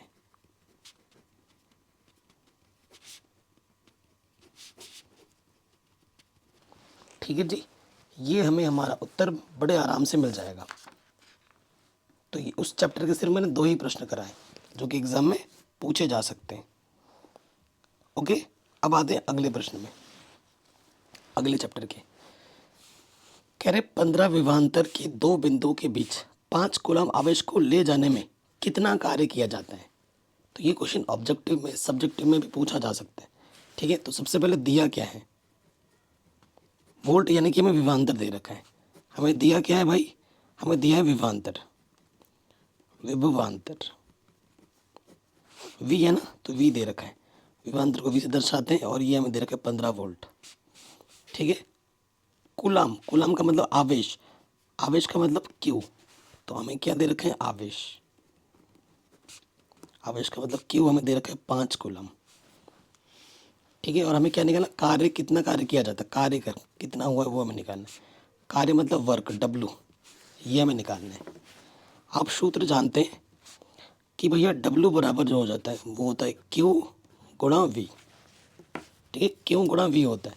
तो क्यू का मान है 15 और वी का मान है, सॉरी आगे पीछे भी लिख सकते हो, क्यू का मान, वी का मान 15 है, क्यू का मान 5 है। तो 15 बचे 75, और कार्य का मात्रक क्या होता है, जूल। ठीक है, इसे जे से भी दर्शा सकते हो। तो ये हमें हमारा उत्तर बड़े आराम से मिल जाएगा। बताइए यहाँ तक कोई डाउट या कोई परेशानी। अगला क्वेश्चन क्या बोल रहे हैं, एक विद्युत बल्ब के तंतु में 1.5 एम्पियर, एम्पियर किसका मतलब मात्रक होता है, विद्युत धारा, विद्युत धारा को आई से दर्शाते हैं, यानी कि आई दे रखा है। 20 मिनट तक समय, यानी कि टी दे रखा है, प्रवाहित होती है। परिपथ में प्रवाहित होने वाले कुल आवेश क्यू का मान हमें ज्ञात करना है। ठीक है, तो एग्जाम में लिखेंगे दिया है। सबसे पहले हमें क्या दे रखा है, विद्युत धारा, एम्पियर है ना, उससे आइडिया लग गया, विद्युत धारा। आई बराबर होता है हमारा, हमें दे रखा है 1.5 एम्पियर। फिर दे रखा है समय, समय बराबर टी दे रखा है 20 मिनट। देखो पद्धति जो होती है वो हमारी होती है MKS, मीटर किलोग्राम सेकंड। तो ये सेकंड में होना चाहिए मात्रक है ना, तो मिनट में दे रखा है। और मिनट को सेकंड में बदलने के लिए 60 से गुणा करते हैं। 6 दूनी 12, पीछे से 2 0, 1 2, तो ये हो गया सेकंड। ठीक है, हमें क्या निकालना है, आवेश निकालना है। आवेश क्यू, ये हमें ज्ञात करना है। ठीक है, तो हम जानते हैं क्यू बराबर क्या होता है, आई गुना टी, आई टी, ये सूत्र है, ये आप जानते ही जानते हो। ठीक, अब इस सूत्र पे हम मान रखेंगे। सो देखो भाई, आई का मान कितना दे रखा है 1.5 और टी का मान हमें दे रखा है 1200। सो गुणा कर देंगे तो 12 पंजे 60, हासिल लगा 6, 12 कम 12, देखो 12 पंजे 60 का, ठीक है, 12 कम 12 और 6 18, पीछे से 2 0, ठीक है, दशमलव एक स्थान के बाद, तो ये आ जाएगा 1800। क्यों, आवेश का मात्रक क्या होता है, कूलाम। तो हिंदी में लिखो कूलाम या सिर्फ सी लिख के आओ, जो तुम्हें सही लगे। ठीक, ये हमें हमारा उत्तर मिल गया। अगले प्रश्न में आ जाते हैं। कह रहे हैं एक विद्युत बल्ब जिस पे लिखा हुआ है 100 वाट और 200 वोल्ट, वाट का मतलब शक्ति, शक्ति हमें पावर P दे रखा है, और V का मतलब हमें विभवांतर V दे रखा है। ठीक है, इसका प्रतिरोध क्या होगा, R का मान ज्ञात करना है। तो दिया क्या है, हमें दिया है, हमें दे रखा है शक्ति दे रखा है। ठीक है, हमें दे रखा है सबसे पहले शक्ति, शक्ति बोले तो पावर 100 वाट, और फिर हमें दे रखा है विभवांतर, विभवांतर V बराबर दे रखा है 200 वाट, 200 वोल्ट। ठीक है, हमें क्या ज्ञात करना है, प्रतिरोध, प्रतिरोध को हम R से दिखाते हैं, इसकी हमें गणना करनी है। ठीक है, हम सूत्र जानते हैं, चूँकि हम जानते हैं P बराबर होता है V²/R। ठीक है, हमें R की गणना करनी है। सो देखो R इधर आ जाएगा और ये जो P गुणे में इधर पट्टी में आ जाएगा। मान रखो V का मान है 200, स्क्वायर का मतलब 2 बार गुणे में, और P का मान है 100, 1 0 2 0, 1 0 2 0। ठीक है, तो 200 दूनी 400। ठीक है, तो प्रतिरोध का मात्रक क्या होता है, ओम। आंसर बताइए, कोई भी डाउट हो या कोई दिक्कत हो, आराम से हो जाएगा। नेक्स्ट प्रश्न में आ जाओ। ये छोटे छोटे प्रश्न हैं लेकिन वेरी वेरी इंपॉर्टेंट है और एग्जाम में पूछे ही गए हैं। अब ऐसा एक भी क्वेश्चन मैंने नहीं करा है जो कि कभी भी बोर्ड एग्जाम में पूछा ना गया हो, और एग्ज़ाम में जब आप बैठोगे तो क्वेश्चन यहीं से आएगा। इसीलिए मैं बार बार बोल रहा हूँ कि ये वीडियो बहुत ज़्यादा इंपॉर्टेंट है, बहुत मेहनत से बनाया, बहुत क्वेश्चन को ढूंढ ढूंढ के सेलेक्ट करके बनाया। ठीक है, अगला क्वेश्चन है, कह रहे 4 ओम के प्रतिरोध के प्रति सेकंड, 4 ओम का मतलब प्रतिरोध R दे रखा है 100 जूल। ठीक है, जूल किसका मात्रक होता है, कार्य का मात्रक होता है, ऊष्मा का भी मात्रक होता है, उत्पन्न हो रही है प्रतिरोधक से प्रवाहित विद्युत धारा का मान ज्ञात कीजिए। ठीक है, तो ये 100 जूल दे रखा है, यानी कि ये ऊष्मा है, H दे रखा है। तो विद्युत धारा I का मान हमें ज्ञात करना है। किसका मान ज्ञात करना है, I का मान ज्ञात करना है। तो प्रश्न हमने पढ़ लिया, क्या क्या दिया हो वो भी पता चल गया। अब आ जाओ, यहाँ लिखेंगे दिया है। ठीक है, हमें क्या दिया है, हमें प्रश्न में दे रखा है प्रतिरोध R बराबर 4 ओम। ठीक है, R बोले तो प्रतिरोध, ये भी लिखना पड़ेगा अब, प्रतिरोध। फिर हमें दे रखी है ऊष्मा H बराबर 100 जूल। ठीक है, हमें क्या निकालना है, I निकालना है, विद्युत धारा I निकालना है।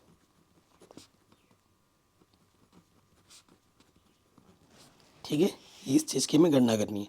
हम जानते हैं, हम कौन सा सूत्र जानते हैं कि HIR में जो सूत्र होता है वो हम जानते हैं, H बराबर होता है I²RT। आप कहोगे सर टी तो दिया नहीं है भाई, टी कहाँ है, प्रति सेकंड, 1 सेकंड, यानी कि समय क्या दे रखा है, प्रति सेकंड, यानी कि टी दे रखा है, समय टी बराबर दे रखा है 1 सेकंड, जिसका मतलब था प्रति सेकंड। 30 सेकेंड मतलब 1 सेकेंड, ये दे रखा है। हमें क्या निकालना है, हमें निकालना आई, तो आर गुना टी इधर बट्टे में आ जाएगा, तो आई स्क्वायर का मान क्या हो जाएगा, आई का मान क्या हो जाएगा, अंडर रूट में एच बट्टे में आर टी। कोई दिक्कत यहाँ से बताइए, ये सूत्र बन गया हमारा। अब इस सूत्र में मान रखो और हल कीजिए। सो देखिए करते हैं भाई साहब। एच का मान हमें दे रखा है 100, आर का मान हमारे पास है 4 और टी का मान है 1। 4 एक कम 4, भाग दे दोगे कितना आ जाएगा 25, और 25 का वर्गमूल कितना होता है 5 एम्पियर। ठीक, तो एच हमें दे रखा था, आर हमें दे रखा था, टी हमें दे रखा था, हमने विद्युत धारा आई का मान निकाल दिया, तो कितना आया 5 एम्पियर आया। हो गया, कोई दिक्कत नहीं है। अगले प्रश्न में आ जाओ। हमसे क्या बोल रहे हैं, किसी अज्ञात प्रतिरोधक के सिरों पर 12 वोल्ट की बैटरी लगी है, यानी कि वी दे रखा है। संयोजित करने पर परिपथ में 5 मिली एम्पियर विद्युत धारा, यानी कि आई दे रखा है, तो मिली एम्पियर को एम्पियर में बदलना पड़ेगा। प्रतिरोधक का प्रतिरोध आर ज्ञात कीजिए। तो ऐसा प्रश्न जस्ट अभी हमने किया है, नहीं किया है तो देखो किया है, लेकिन कंडीशन अलग है। इसमें वी और आई दे रखा है, तो ओम का नियम लगेगा इस प्रश्न में, तभी मैंने इस क्वेश्चन को लिया है। तो देखो सबसे पहले हमें दिया है, क्या दिया है, विभवांतर दे रखा है। विभवांतर वी बराबर दे रखे हैं 12 वोल्ट। ठीक, परिपथ में विद्युत धारा जो हमें दे रखी है, विद्युत धारा आई बराबर 2.5 मिली एम्पियर दे रखा है। तो मिली एम्पियर को एम्पियर में बदलने के लिए हमें गुणा करना पड़ता है 10 की घात 3 से। 2.5 गुणा 10 की घात -3, तो अभी ये एम्पियर में बदल गया। ये हमें आई दे रखा है। हमें क्या निकालना है, प्रतिरोध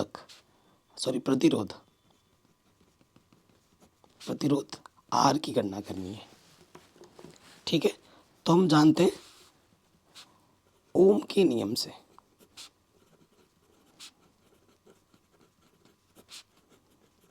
ओम के नियम से क्या होता है, V बराबर आई आर। तो आर बराबर क्या हो जाएगा, ये आई गुणे में जाके बट्टे में आ जाएगा, V बट्टे आई होगा, बिल्कुल होगा। सो देखो V का मान क्या है हमारे पास 12 है, और आई का मान हमारे पास है 2.5 गुणा 10 की घात -3। तो 10 की घात -3 ऊपर जाके क्या हो जाएगा 10 की घात +3, और यहाँ पर है 2.5। पॉइंट हटाएंगे, यहाँ 0 बढ़ जाएगा, एक स्थान एक 0 बढ़ गया। अब 25 का भागा दोगे आप 120 में, तो 25 चौके 100, कितना बचा 20 बचा, 10 में लगाया 0, 25 अट्ठे 200,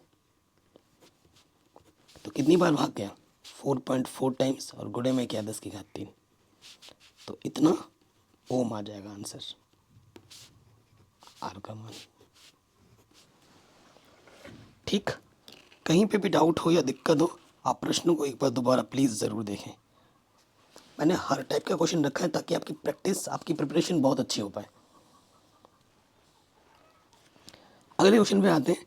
कहने कोई विद्युत बल्ब 220 वोल्ट के जनरेटर से संयोजित है, वी लिखा हो यानी कि विभवांतर वी दे रखा है।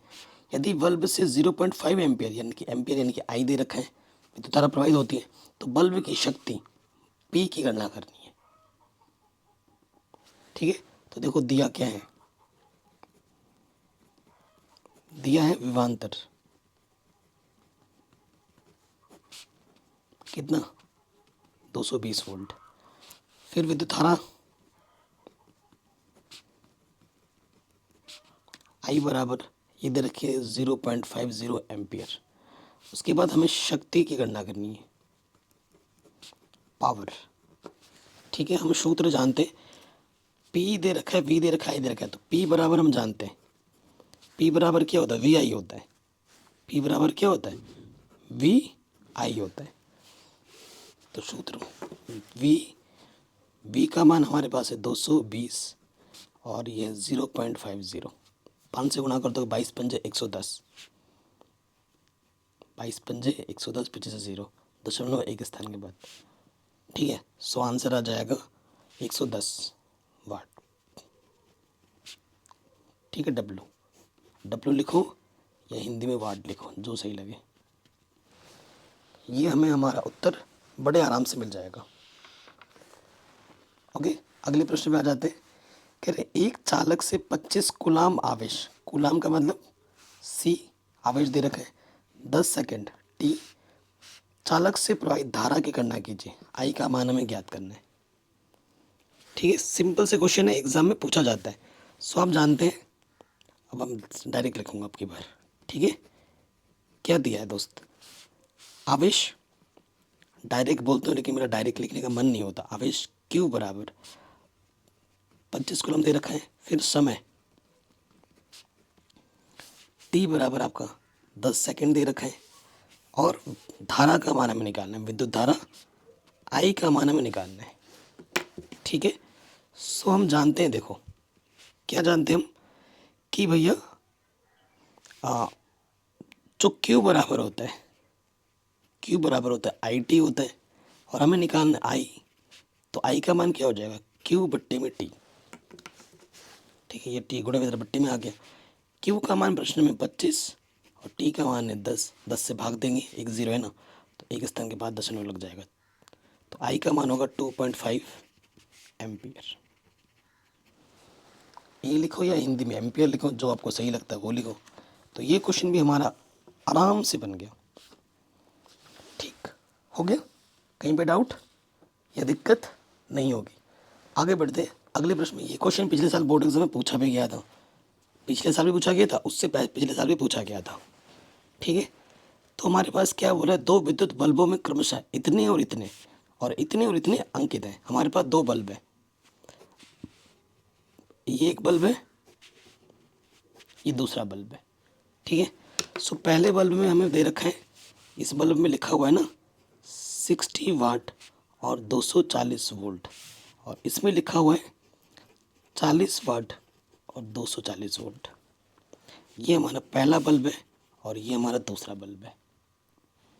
ठीक है, सो वाट का मतलब शक्ति हमें दिया क्या है, पहले वाले वाट P1 हमें दे रखा है 60, और ये जो V1 है ये है 240। इसमें देखो P2 शक्ति हमें दे रखा है 40, और जो V2 हमें दे रखा है वो है 240। ठीक है, वोल्ट। किसका प्रतिरोध अधिक होगा ये हमें निकालना है, किसका प्रतिरोध अधिक होगा। हम जानते हैं कि जो शक्ति बराबर P बराबर सूत्र होता है PV, और आर की बात हमें कर रहे हैं ना, किसका प्रतिरोध अधिक होगा, तो हम जानते हैं P बराबर क्या होता है V²/R। ठीक है, तो R बराबर क्या होगा, ये गुणे में इधर के बट्टे में आ जाएगा, R बराबर होगा V²/P। ठीक है, तो देखो भाई यहाँ लिखेंगे प्रथम बल्ब के लिए, प्रथम बल्ब के लिए। ठीक, तो प्रथम बल्ब के लिए R1 क्या हो जाएगा V1²/P। ठीक है, एंड इधर अगर मैं लिखूं द्वितीय बल्ब के लिए, द्वितीय बल्ब के लिए तो ये R2 हो जाएगा V2²/P2। तो देखो मान रखो V1 240 है, स्क्वायर है तो 240 गुणा 240, P1 का मान बट्टे में 60, और फिर R2 आ जाओ, ये 240 ही है, ये भी 240 है ना, सेम टू सेम है दोनों का विभवांतर, और इसका जो है वो बट्टे में कितना है 40 है। तो बिना हल किए देखो, बिना हल किए अगर ऊपर समान है दोनों के, इसके इसमें जो है इसमें वही है। ठीक है, तो जिसके नीचे छोटा होता है वो भिन्न सबसे बड़ा होता है, तो लिखेंगे समीकरण 1 तथा 2 से आप क्या लिख देंगे कि ये जो R2 है वो बड़ा है R1 से, तो जो दूसरे बल्ब का प्रतिरोध होगा वो पहले बल्ब के प्रतिरोध से अधिक होगा।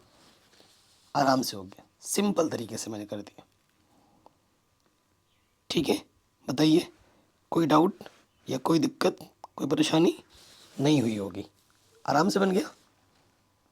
और ये क्वेश्चन लगातार पिछले 2 सालों में पूछा भी गया है, आराम से हो गया। क्वेश्चन तो सारे ही पूछे गए हैं, सारे क्वेश्चन पूछे गए हैं बोर्ड में, अगले प्रश्न में आ जाओ।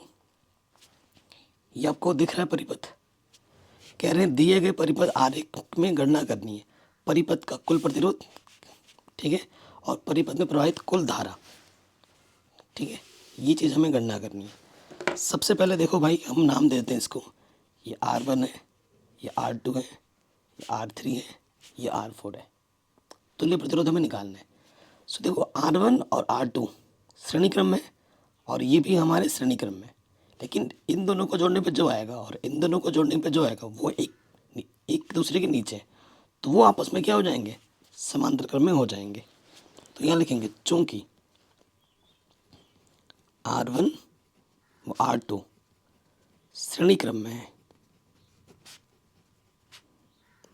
ठीक है, जगह का मैं उसी हिसाब से मैं लिखूंगा, तो इनका जो तुल्य प्रतिरोध होगा R डैश, वो हो जाएगा, श्रेणी क्रम में डायरेक्ट जुड़ जाते हैं, R डैश बराबर क्या होगा, R1 प्लस R2, ये सूत्र, तो 20 प्लस 10, तो ये हो जाएगा 30 ओम। फिर से चूंकि R3 और R4, ठीक है, किस क्रम में, श्रेणी क्रम में है, श्रेणी क्रम में है, तो R डबल डैश क्या हो जाएगा, R3 प्लस R4, तो R3 कितने 5 और ये है 25, तो ये भी हो जाएगा 30 ओम। अब देखो इन दोनों को जोड़ के R डैश मिला, इन दोनों को जोड़ के R डबल डैश मिला, R डैश और R डबल डैश किस क्रम में, समांतर क्रम में, तो लिखेंगे चूंकि R डैश व R डबल डैश समांतर क्रम में, समांतर क्रम को पार्श्व क्रम भी कहा जाता है, समांतर क्रम में है, इसलिए इनका जो तुल्य प्रतिरोध होगा, परिपथ का तुल्य प्रतिरोध 1/R बराबर होगा 1/R dash plus 1/R double dash. ठीक, R डैश कितना आया है 30, और वो भी आया है R डबल डैश भी 30, तो जब बट्टे में समान हो तो तलौशा पर वही आ जाता है, और जब नीचे समान ऊपर वैसे का वैसे जुड़ जाता है, या फिर घटाना हो तो घट जाता है, तो ये आ जाएगा 2/30, तो 1 कम 2, 2 5 10, तो 1/R,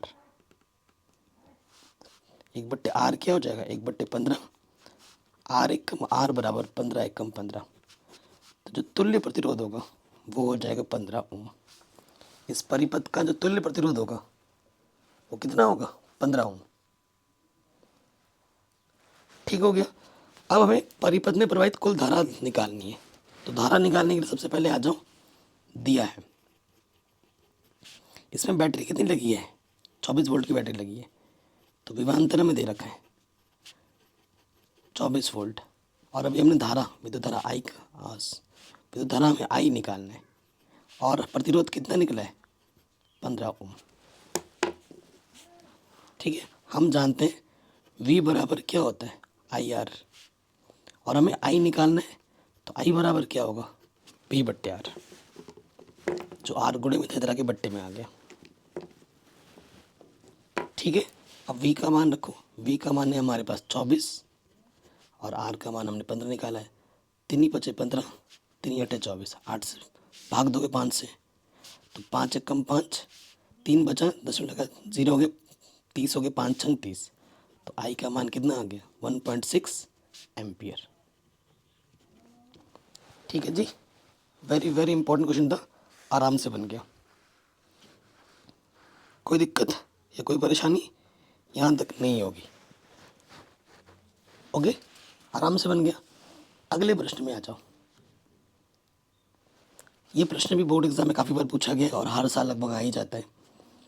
कह रहे किसी टॉर्च की बल्ब, जो बल्ब है हमारा, ये जो टॉर्च बल्ब होता है ना,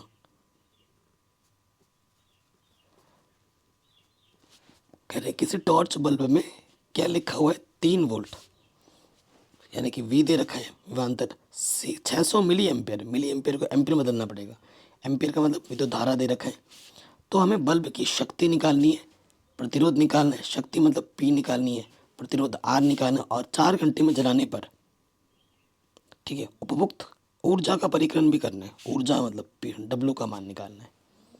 तो ये सब चीज़ें हमें निकालनी है एक एक करके। ठीक है, सो देखो भाई, सबसे पहले हमें क्या दिया है,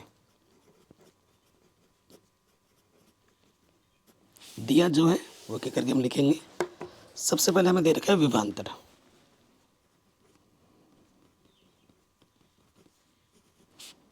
विभवांतर V बराबर दे रखा है 3 वोल्ट।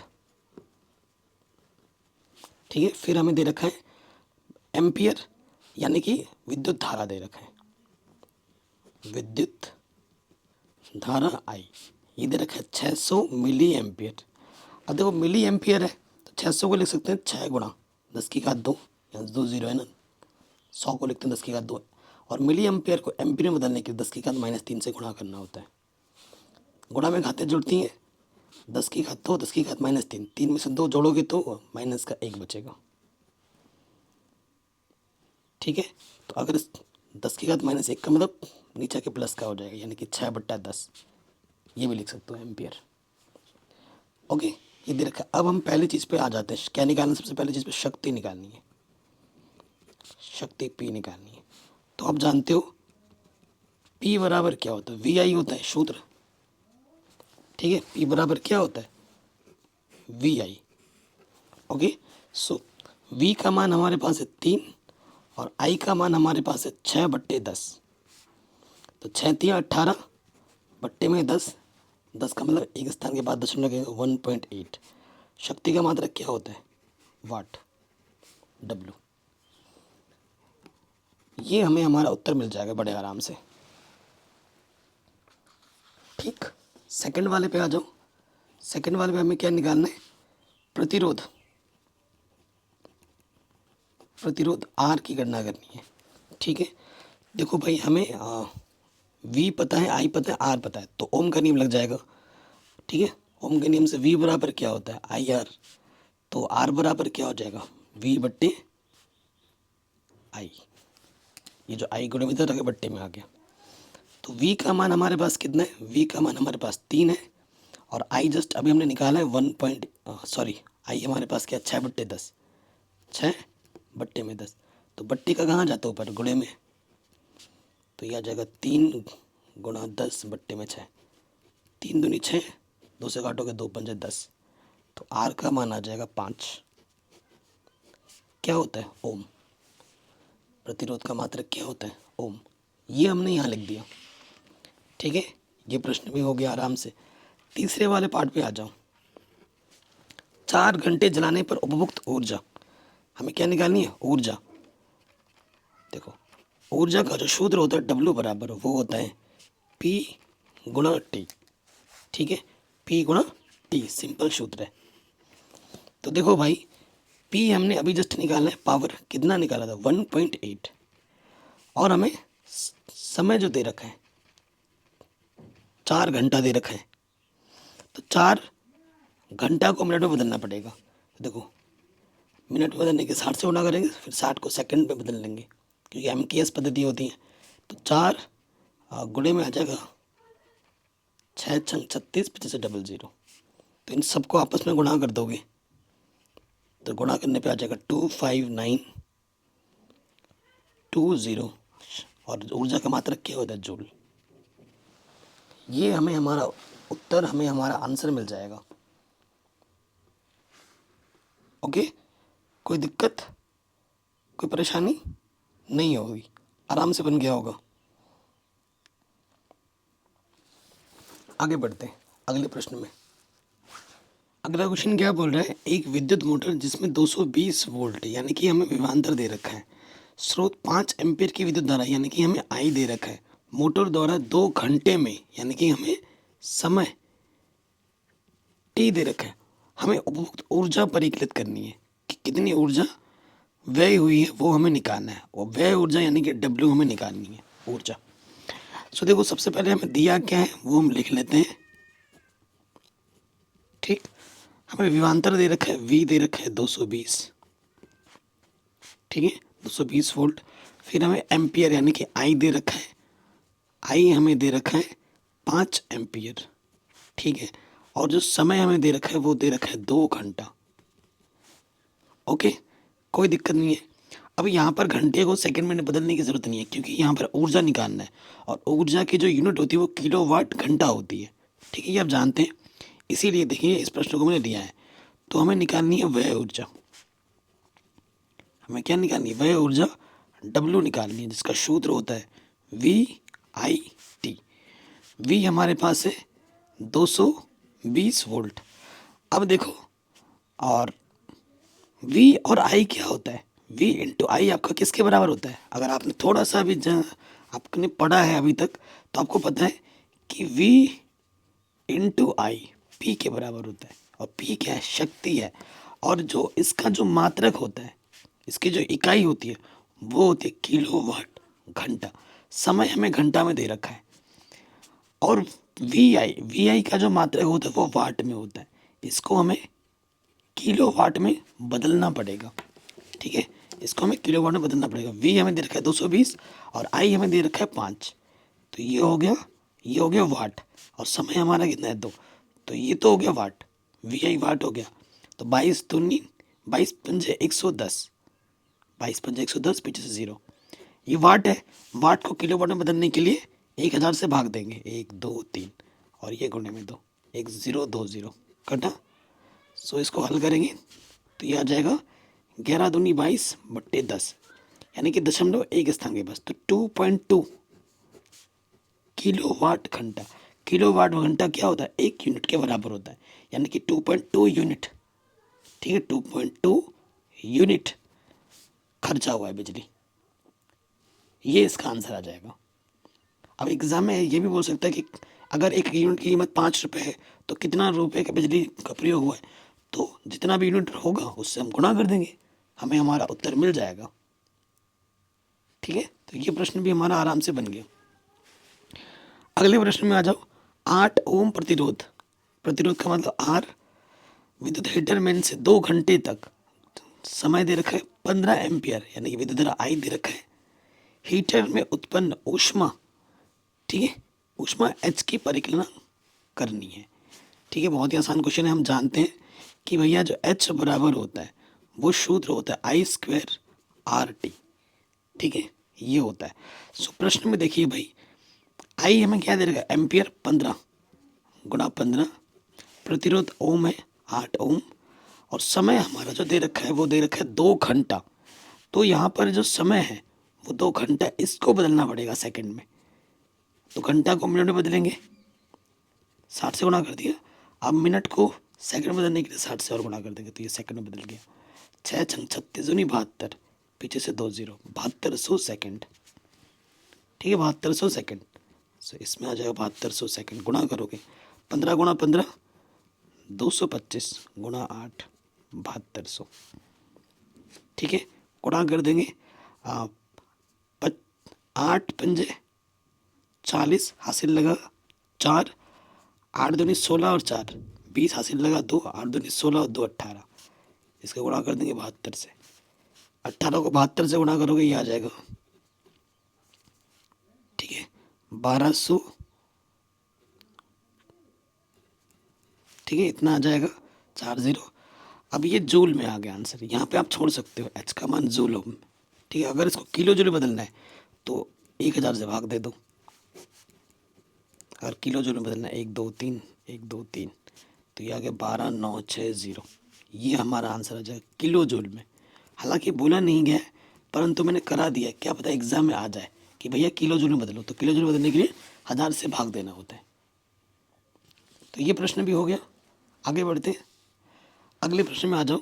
हमसे क्या बोल रहे हैं, 4 ओम 6 ओम 8 ओम के प्रतिरोधकों को श्रेणी क्रम में 9 वोल्ट के बैटरी के साथ संयोजित किया जाता है। उपयुक्त परिपथ का चित्र बनाइए। श्रेणी क्रम का मतलब क्या होता है, एक के साथ एक जुड़ा हुआ हो, ठीक है। सो मेरे पास क्या है, देखो भाई, यहाँ पर मैंने एक प्रतिरोध लिया, इसका सिरा देखो ख़त्म नहीं हुआ है यहाँ पर, ये मैंने दूसरा प्रतिरोध लिया और यहाँ पर एक प्रतिरोध लिया, 3 प्रतिरोध एक के साथ दूसरा सिरा जुड़ा हुआ है।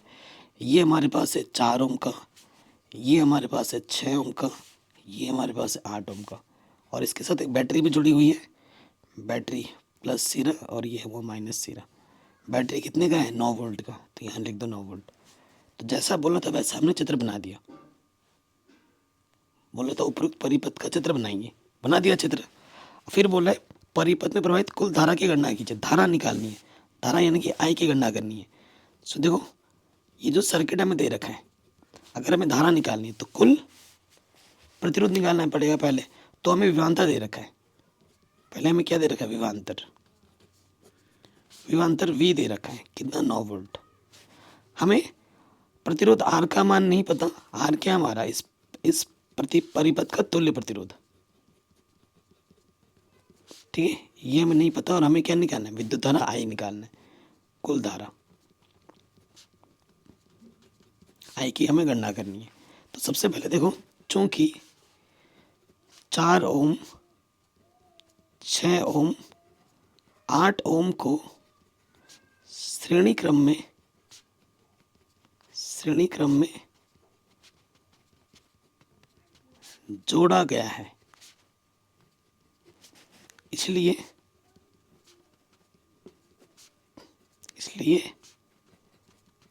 तुल्य प्रतिरोध R बराबर क्या होगा, R बराबर हो जाएगा R1 plus R2 plus R3। Direct जुड़ जाते हैं श्रेणी क्रम में होने पर, है ना, ये सूत्र होते हैं। अब हम मान रख देंगे। R का मान, R1 का मान है 6, किसी को भी बोल दो ना, कोई फर्क नहीं पड़ता, ठीक है। तो ये हो जाएगा, R का मान आ जाएगा 18 ओम। तो हमारा जो तुल्य प्रतिरोध है 18 ओम है। तो अब लिखेंगे, इसलिए ओम के नियम से, ओम के नियम से क्या होता है, V बराबर IR। तो I बराबर क्या हो जाएगा, V बट्टे R। R चौगुना में तो बट्टे में आ गया। V का मान हमारे पास है 9, R का मान है 18, 9 एक कम 9, 9 दूनी 18। तो भाग दोगे, 2 पंजे 10, 0.5 एम्पियर, ठीक है। कितना जाएगा, 0.5 एम्पियर। कोई दिक्कत, कोई परेशानी नहीं होगी। तो ये क्वेश्चन भी हमारा आराम से बन गया। आगे बढ़ते हैं। क्या बोल रहा है प्रश्न हमसे, कह रहा है 400 वाट, वाट का मतलब शक्ति दे रखा है P, अनुमत का कोई रेफ्रिजरेटर 8 घंटे प्रतिदिन, ठीक है, हमें क्या बोल रखा है, 8 घंटे प्रतिदिन चलाया जाता है। तो समय जो दे रखा है T, 8 घंटे दे रखा है, प्रतिदिन चलाया जाता है। 30 दिन तक चलाने के लिए ऊर्जा का मूल्य क्या होगा, जबकि 1 यूनिट की कीमत कितनी है, 3 रुपये है। बोला था ऐसा प्रश्न आ सकता, तो वो भी मैंने ले रखा है। सो देखिए भाई, सबसे पहले देखो ऊर्जा कितनी लगी है वो हमें निकालना है, ठीक है। उपभुक्त ऊर्जा, उपभुक्त ऊर्जा जो होती है W बराबर, वो होती है P गुना T। और P बराबर क्या होता है, P बराबर होता है VI, है कि नहीं। तो देखो W बराबर क्या हो जाएगा, और इसका आंसर हमें किलोवाट घंटे में निकालना होता है, ठीक है। किस में निकालना होता है, किलोवाट घंटे में निकालना होता है। सो देखो उपभोक्ता ऊर्जा कितनी लग रही है, W बराबर P होता है VI, V हमें दे रखा है। अच्छा V क्यों लिख रहा हूँ मैं यार, डायरेक्ट P तो दे रखा है 400 वाट दे रखा है, लेकिन और जो समय दे रखा है वो 8 घंटे दे रखा है, ये घंटे में ही रहता है, किलोवाट घंटा। तो ये 400 है, 400 को बदलना पड़ेगा हमें, क्या करना पड़ेगा, वाट में बदलने, किलोवाट में बदलने के लिए 1000 से भाग देना पड़ेगा। तो ये किलोवाट में कन्वर्ट हो गया, और ये 8 तो घंटा है, ठीक है। तो 1 0 2 0 कटा, तो 4 अड़े 32, बट्टे में 10 है तो 10.1 स्थान के बाद, तो ये आ गया किलोवाट घंटा। ये एक दिन का है, हमारे पास कितने दिन है, 30 दिन का है, प्रतिदिन के लिए निकाल दिया, इसलिए 30 दिनों में उपभुक्त ऊर्जा, 30 से क्या कर देंगे, गुणा कर देंगे इसमें 3.2 में, 3 दूनी 6, 3 3 9, 10.1 स्थान के बाद, है कि नहीं। देखो अच्छा 0 भी है 10.1 स्थान, तो ये 96 आ जाएगा। 32 3 96, 55 0 10.1 स्थान, 96 यूनिट, 96 यूनिट। चूँकि एक यूनिट किसे कहा जाता है, किलोवाट घंटा। 1 किलोवाट को 1 यूनिट कहते हैं। 1 यूनिट का जो मूल्य है 3 रुपये है, इसलिए 96 यूनिट का जो मूल्य होगा 96 से गुणा कर देंगे। 3 छंग 18 हासिल लगा 1, तीन नम 27 और एक 28, 288 रुपये खर्च होंगे। ठीक है, आराम से हो गया। अगले प्रश्न में आते हैं। ये प्रश्न अभी थोड़ी देर पहले किया था, लेकिन ये जो एग्जैक्टली ये जो अभी मैंने प्रश्न लिया है, इस प्रश्न को पिछले साल पूछा गया, उससे पिछले साल भी पूछा गया, उससे पिछले साल भी पूछा गया। तो लगातार ये क्वेश्चन आ रखा है कई बार। ठीक है, इस क्वेश्चन को लगातार कई बार पूछा गया। तो ये क्वेश्चन आप खुद करना, ये मेरी तरफ से होमवर्क है। अभी थोड़ी देर पहले इस क्वेश्चन को हमने सॉल्व किया था। यहाँ 500 है, वहाँ पर बस 600 था, और यहाँ पे कुछ अलग था। बाकी डिक्टो यही क्वेश्चन है। ठीक है, डिक्टो ये क्वेश्चन थोड़ी देर पहले ही मैंने आपको सॉल्व करा रखा है। ठीक है, तो वो देख के इसे आप खुद सॉल्व कीजिएगा, और कमेंट में अपना आंसर ज़रूर बताना है कि इसका आंसर कितना आया। ठीक है, इसका आंसर कितना है वो आपको कमेंट करके ज़रूर बताना है। तो ये मेरी तरफ से होमवर्क है। देखते हैं कि कौन सा बच्चा इस क्वेश्चन को सॉल्व करके आंसर देता है। ठीक है, तो ये अभी थोड़ी देर पहले ही कराया था, वहाँ 500 की जगह बस 600 था। तो इसे आप खुद करके आंसर बताइएगा। ये क्वेश्चन भी हर साल आते हैं, लगातार 4-5 साल से लगातार आ रहा है। एनसीईआरटी का प्रश्न है। कह रहे हैं 2 ओम, 3 ओम, 6 ओम के 3 प्रतिरोधकों को किस प्रकार संयोजित करेंगे कि संयोजन का कुल प्रतिरोध 4 ओम हो और 1 ओम हो। देखो 4 ओम कब मिलेगा, 3 और 3 को जब समांतर में जोड़ोगे तो 2 आएगा, और 2 में 2 जोड़ोगे तो 4 आएगा। सो देखो पहली बार में अगर मैं जोड़ूँ ऐसे, ये जो मेरा दिमाग चल रहा है ये ऐसे नहीं चल रहा। जब मैंने ढेर सारे क्वेश्चन की प्रैक्टिस की है तब जाके ये फटाफट दिमाग चल रहा है। आप बिकॉज क्वेश्चन की प्रैक्टिस करोगे ना तो आपका दिमाग फटाफट चलने लगेगा कि भाई किसको कैसे जोड़े कि हमें 4 मिले। तो 2, यहाँ पर मैंने 3 जोड़ा और यहाँ पर मैंने 6 जोड़ा। 3 और 6 ओम को मैं समांतर क्रम में जोड़ूंगा, और समांतर क्रम में जोड़ने के बाद जो आएगा उसके साथ इसको श्रेणी क्रम में जोड़ दूंगा। ठीक है, तो मुझे मेरा तुल्य प्रतिरोध 4 ओम मिल जाएगा। कैसे, मैं आपको दिखाता हूँ। नाम दे दिया मैंने, ये R1 है, ये R2 है और ये R3 है, ये मैंने मान लिया।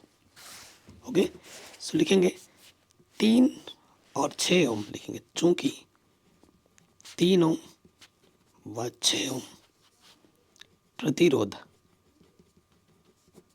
समांतर क्रम में है, समांतर क्रम में है, ये हमने बोला।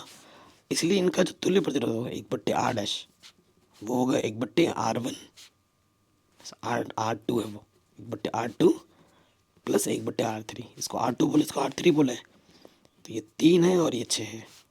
लॉसअप आ जाएगा 6, 3 दूनी 6, 2 बार गया, 2 1 कम 2, 6 से भगा देंगे, 6 1 कम 6, 1 बार गया, 1 1 कम 1। तो ये आ जाएगा 3/6। तो 3 1 कम 3, 3 दूनी 6, तिरछे गुना करोगे R' 1 कम R' और 2 1 कम 2, ये ओम। अब आपको पता है ये जो इनका जो तुल्य प्रतिरोध 2 ओम आया है उसको हमने 2 ओम के साथ किस क्रम में जोड़ा है, श्रेणी क्रम में जोड़ा है। चूंकि R' व R1 श्रेणी क्रम में है, इसलिए तुल्य प्रतिरोध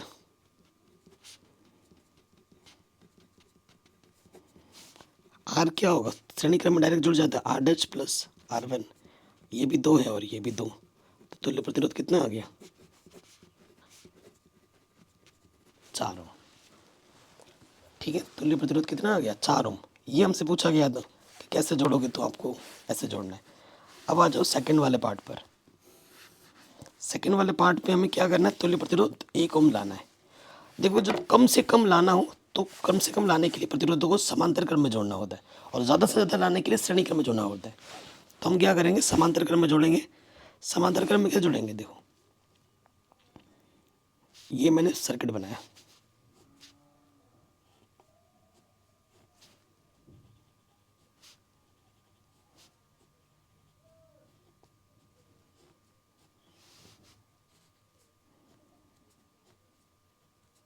ठीक है।